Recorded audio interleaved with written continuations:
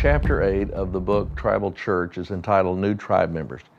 You know, when somebody joins your church, they come with different levels of spiritual maturity, and they come with different expectations of what it means to be a part of the larger church tribe. Because of that, when somebody joins your church, we ask them to attend a new members orientation. Our new members orientation takes place every Sunday evening, once a month. And before the people come to that particular orientation, they're asked to fill out a background form. In that background form, they list their salvation experience, and they list any experience that they've had in a church prior to coming to Lake Point. And then we have 2 hours of teaching about what our church is all about. And during that teaching, I challenge them to make several commitments. First of all, they're committing to attend a life group in our church. You really can't be a member of our church if you're not willing to be in a life group, because we believe that real discipleship takes place in a smaller group, smaller certainly than the group that meets in the auditorium. The second thing that our people agree to do is to serve somewhere. I know that when they show up, they see all the things going on in the church and they think it's all covered, but the truth is that it's important for them to serve somewhere. The third commitment they make is to give in a God-honoring way. And we discuss thoroughly what it means to be faithful in your giving. And then they also make a commitment to be self-feeders. And by that I mean they make a commitment to have a regular quiet time of Bible study and prayer. We say to them, shoot for 7 days a week. If you hit 5, consider it a success. And then finally we ask them to make the commitment to share their faith with other people, to keep a list of at least 3 people that they know that are unchurched, that they're going to pray for, seek to witness to, and seek to invite to Lake Point.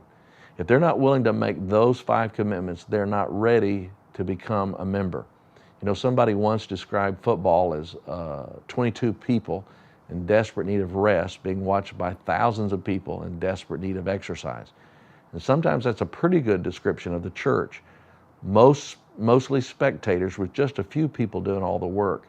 And we think it's important for the life of the church, but also for the spiritual development of the individual member, that they understand that they're not only joining a family when they join your tribe, but they're also joining a team. And they need to figure out what their place is on the team. Following that commitment, we have them sit down with a host or a hostess, and those folks sit down and they talk about what the next step is for that particular person. It may be that they're new to the church and their first step is to be baptized. It may be that their next step in their process is to find a place of service or to find a life group with whom to connect.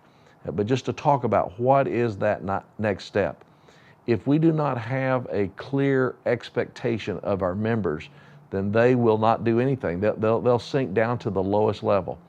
The truth is that any good church expects things out of their members. They just don't tell them.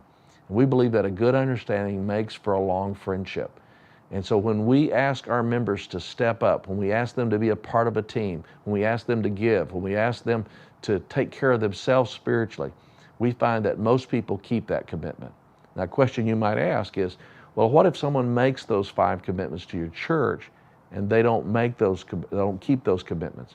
Do you throw them out of the church? We thought long about that, and we decided that that's not what we would do. That we would be faithful in our commitment to them, even if they weren't completely faithful in their commitment to us. We decided not to make those 5 commitments that we ask of them a test of fellowship. But we do on a regular basis remind all of our church members of the initial commitment that they made when they joined the church. Every January, we ask all of our church members to recommit themselves to those basic church disciplines. And we remind them that they made those commitments, that we still love them and that they're a part of the church if they're not making that commitments, but that they hurt their tribe when they don't keep those commitments.